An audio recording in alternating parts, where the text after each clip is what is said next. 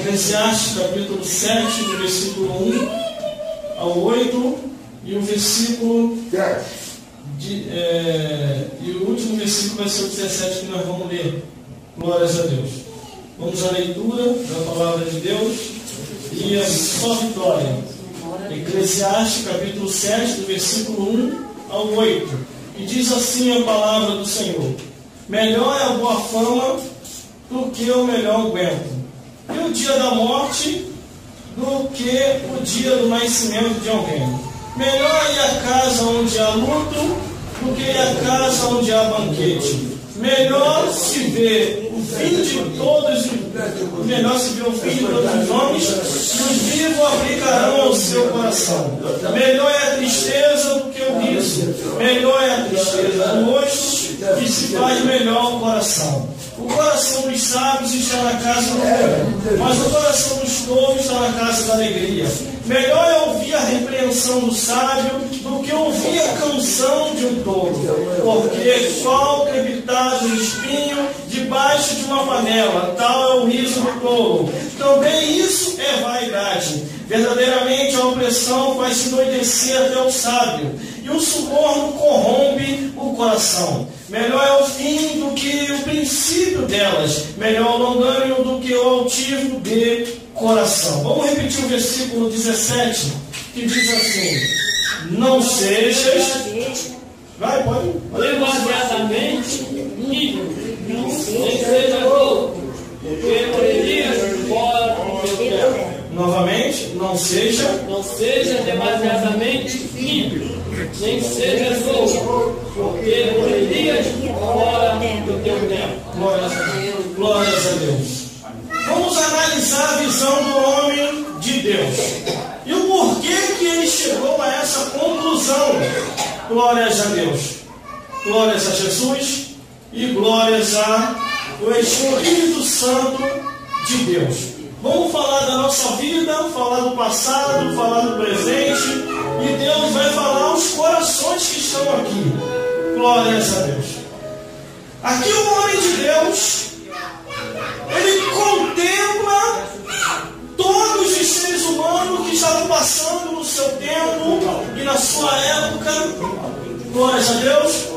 Cada um tem a sua vida, cada um tem a sua maneira de viver.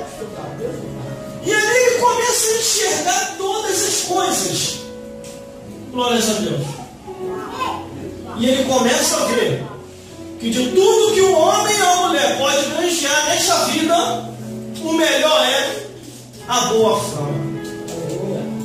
Aí no versículo 1 ele já faz a abertura dizendo assim: melhor é a boa fama do que o unguento, e o dia da morte do que o nascimento de alguém. Para ele chegar a essa conclusão, ele definiu o seguinte: que tudo nessa vida em que o homem ou a mulher venha granjear ou obter, através do suor do seu rosto, através da sua conquista, o melhor é a boa fama. Porque muitos conquistam muitas coisas e começam a deixar a desejar, começam a dar mau testemunho, e não é isso que Deus quer. Outros trazem até escândalo. E Jesus disse uma certa vez, dizendo: ai daquele pelo qual veio o escândalo. Era melhor que essa pessoa não viesse a ter nascido. Glórias a Deus. Mas aqui ele está dizendo: melhor é a boa fama do que o unguento, quer dizer, do que a riqueza dessa vida. Melhor é o dia da morte do que o dia do nascimento de alguém. Irmão, mas o que quer dizer isso? É que quando você nasce, você está nessa vida. Enquanto você tem o seu pai e a sua mãe para te amparar, você tem ajuda. Mas o dia que o teu pai e tua mãe partem, você tem que começar a saber sobreviver.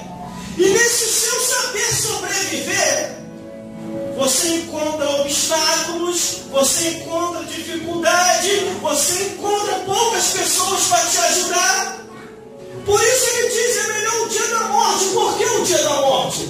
Porque morreu, você não precisa mais se preocupar em comprar roupa, em comprar alimento, em se preocupar com alguém. Você não precisa se preocupar mais nada, porque você já morreu.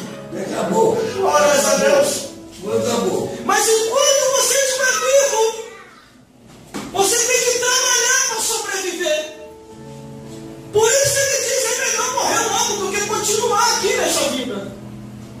Ele enxergou a situação do seu tempo e da sua época, e essa palavra ficou para o tempo futuro, para que nós venhamos se espelhar nela, a buscar a palavra de Deus, a se orientar, que a vida nesta vida é passageira. É verdade, eu sei disso. Aí muitos vão para a festa Eu e se esquece do amanhã. E festeja daqui, e pula dali, e se alegra de cá, e se alegra de lá. Não. Enquanto a festa dá alegria, enquanto está alegria, e vem a falsa condição por trás de muita alegria, e a pessoa começa a beber, começa a se prostituir, começa a fazer coisas horrendas e erradas, e em outras ocasiões começa a cometer atos abomináveis, e se esquece do amanhã, e de repente naquela festa, ou num telefonema, alguém morreu, alguém partiu. Aí vem ele no versículo 2. Não. Eu não sei se foi o parente dele que partiu, ou se foi um amigo mais próximo que partiu, que fez ele enxergar. E escreveu o versículo 2, inspirado por Deus, assim: melhor é ir numa casa onde há luto do que ir numa casa onde há banquete, porque ali se vê o fim de todos os homens, e os vivos aplicam isso ao coração.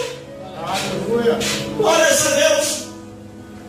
Este homem que escreveu essa carta no livro de Eclesiastes, ele enterrou seu pai, enterrou seu irmão, enterrou parentes e creio que até amigos. Ele indo ao velório, ele viu a realidade. Ele olha ao seu redor e pensa: nossa, eu estou fazendo muita festa. Olha, todo final de semana eu estou fazendo festa. Chama tio, chama sobrinho, chama vizinho, e todo mundo está festejando. Mas acabei de vir do velório do meu pai, acabei de vir do velório da minha mãe, acabei de vir do velório do meu tio, do meu sobrinho, do amigo meu mais próximo. E eu estou vendo a realidade. Eu estou chamando todo mundo para a festa, mas não estou mostrando a realidade no final, depois da festa, quando se acaba. Aí ele diz: é melhor ir à casa onde há luto do que ir a uma casa onde há banquete. Porque enquanto há festa, ninguém se lembra nem do amanhã. Mas quando você vai no sepultamento de alguém, você já vai com a mente a 1000 por hora e o coração acelerado. Fulano partiu, em breve sou eu.